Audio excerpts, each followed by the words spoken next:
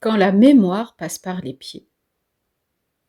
Tiens-toi tranquille pour apprendre. C'est une phrase que l'on a tous entendu prononcer. Assieds-toi correctement et arrête de bouger. Tu n'arriveras jamais à retenir ta leçon. On a cette image d'Épinal où l'apprentissage nécessite l'immobilité. Pourtant, pour beaucoup d'enfants et certains adultes, c'est exactement l'inverse. Si le corps s'arrête de bouger, le cerveau s'arrête d'imprimer. On parle souvent de mémoire visuelle, ce qu'on voit, ou auditive, ce qu'on entend.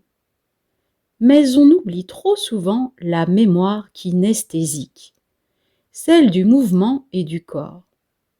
Pour ces enfants, le mouvement n'est pas une distraction, c'est un moteur. Faire les 100 pas en récitant une poésie, balancer une jambe ou manipuler un objet, ce n'est pas de l'agitation. C'est leur manière de graver l'information dans leur système nerveux.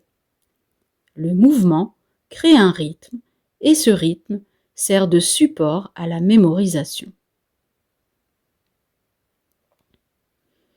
Physiologiquement, le mouvement active certaines zones du cerveau liées à l'attention et la gestion des émotions.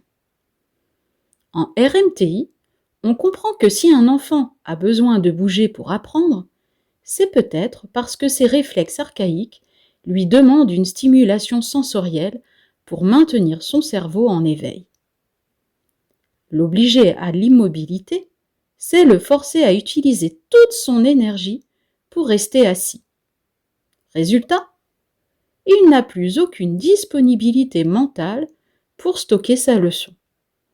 Il mémorise sa posture, mais il oublie le contenu. Mon conseil de praticienne est simple. Laissez-les bouger. Si votre enfant apprend mieux en marchant, en sautant, ou même en étant allongé par terre, c'est qu'il a trouvé sa stratégie de réussite. Apprendre à son enfant à connaître son mode d'emploi. Tiens, je remarque que quand tu marches, tu retiens plus vite. C'est lui donner une confiance immense en ses capacités. C'est transformer ce qu'on appelait agitation en une véritable force d'apprentissage. En conclusion, l'intelligence ne s'arrête pas au cou. Elle habite tout le corps. Respecter le besoin de mouvement de votre enfant, c'est respecter sa nature profonde et lui permettre de s'épanouir. À très bientôt!